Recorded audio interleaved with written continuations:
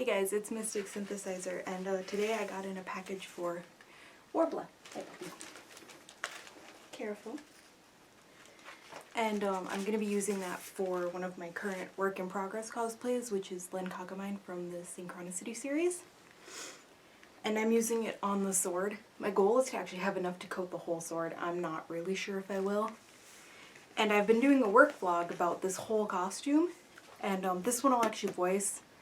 I don't usually talk a lot during my vlogs, just because my parents are home. It's kind of awkward. But this is the sword I'm going to coat, and then I have to add a piece here to hold my LEDs, which aren't in yet, but I do know the size of the battery pack. So that's what I'll be working on. And here's the Warbler. It's my first time ever working with any type of thermoplastic. I'm also dog sitting right now, so expect a lot of puppy.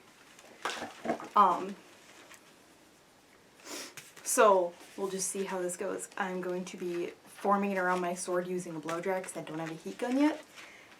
And then I'll be priming it with, I think I have Flex Seal or something like that. It's similar to Plastidip, I think.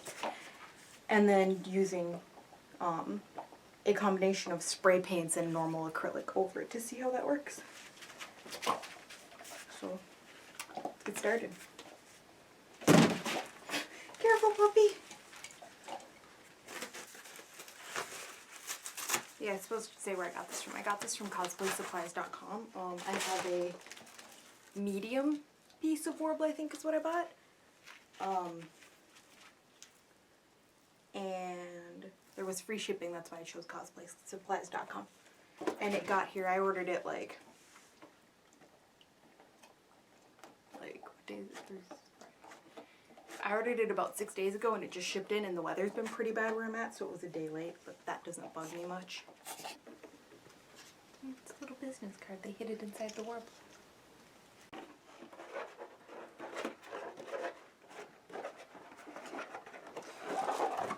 So this is the piece I have. I think I might have enough here to cover my sword. I'm not sure.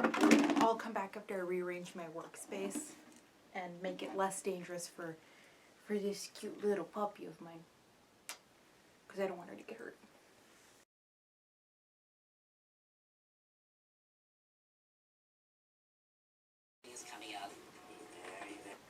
Okay, so I'm going to be tracing and cutting around my sword. I'm actually cutting a little off the top since I'll be adding a piece to it. I'm not too worried about not having the full length of it. There's my puppy again. She's here. I'll be watching Heroes of Cosplay while I'm doing this because I'm lame and I want to rewatch it a lot.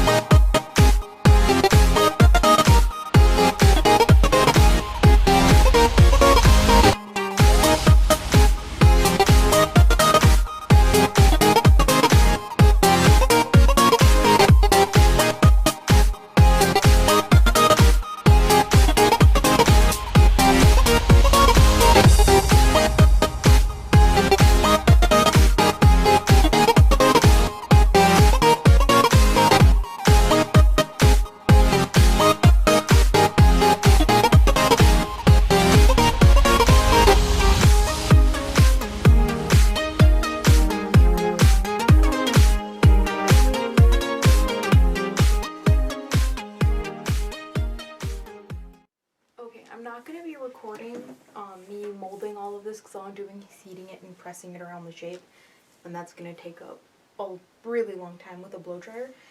It is working though, and you can tell when it's heated and sticky because this part is very solid still, like it's a very solid color, and up here where I've been heating it, it's slightly see-through on the edges, and it's a good way to tell. And then it kind of just melts onto my sword, like it just melts around the shape and then requires very little pressing. And I have a few tools laying around that I'm going to use to help press it on the like curves and the points where I really want it to be. But other than that, I'm just going to work on heating this, and then I'll come back when we're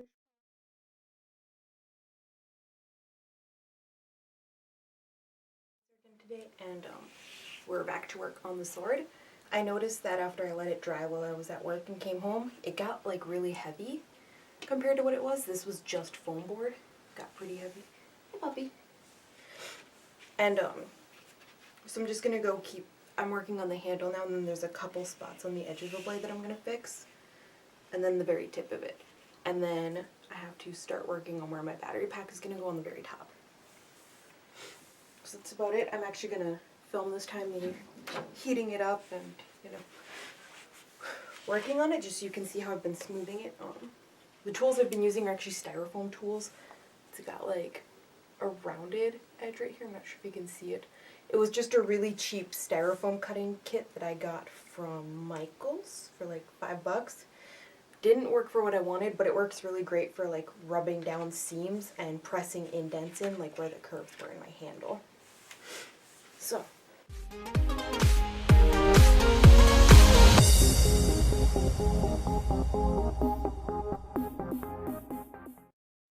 And you'll notice when it starts to get hot, it gets shinier and darker than the rest of it, and it gets a little sticky. But it's not hot enough yet, so I just keep holding my blow dryer on the hottest temperature right next to it until it's the temperature I want.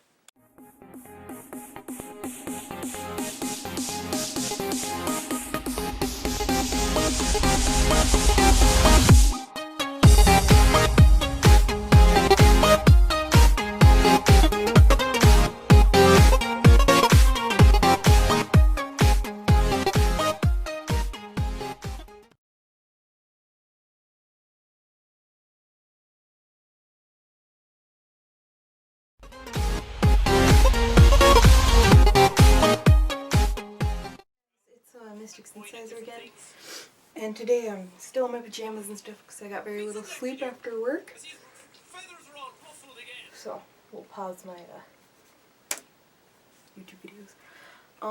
I didn't film this part, but this is sort of, I changed the shape of what I wanted after looking at my reference photo. I'll like take a picture, or I'll put the picture of my ref photo and scan how I got sort of this, it's like a triangle-like shape. I just have this part in to hold it open while I'm forming Warbler around it. And this part will be going on top, and I'll make a hole in the top once I have my battery pack, so I can figure out how to turn it off and on. But it'll be going in my sword after probably like 2 hours of failure yesterday of trying to figure out where I'm going to put my battery pack. So I'll just be heat forming little scraps of Warbler around this, and attaching it to my sword after that. I don't think I'm going to sandwich Warbler to the inside of this. I'm just going to form it around the foam, I think is my plan. And so we're just going to kind of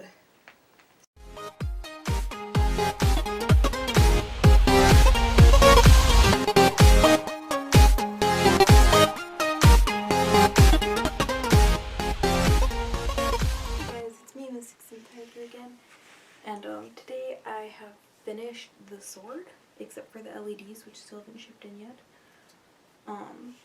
It's been aged and painted. I didn't really show the painting process, but what I used was Flex Seal to seal the Warbler, and then I used a metallic silver spray paint for the blade and a metallic it's like an Inca gold color, I think, for the handle. And then this part, it still pops off for my battery pack to go inside. The only problem is there's a little paint that'll chip off each time, but you can't really see it because it goes inside anyways. And so once my LEDs ship in, I'll show that. And now I just get to start patterning for the sheath I'll be making. Now that the sword's done, I probably won't be talking much more in the videos. I'll do like little zoom in details on the sword. But what I learned with Warbler was that the seams don't blend that well. Like, they were completely smooth to my touch, and they're still very, very obvious after the paint job, which kind of sucked. I just sort of blended it in as much as I could with paint and made it work. Other than that, it made the sword a little heavier, not like too heavy, but to the point where I wasn't worried about it being fragile. And I really liked it other than the working with the seams part. I'll probably keep working with this material and maybe buy some Wonderflex and see what I like about the differences between those two. But that was my experience working with Wonderflex and how I did most of the sword for my Len Kagamine cosplay. So I'll show some details on the sword, and that'll be this part of the tutorial, so thanks for watching.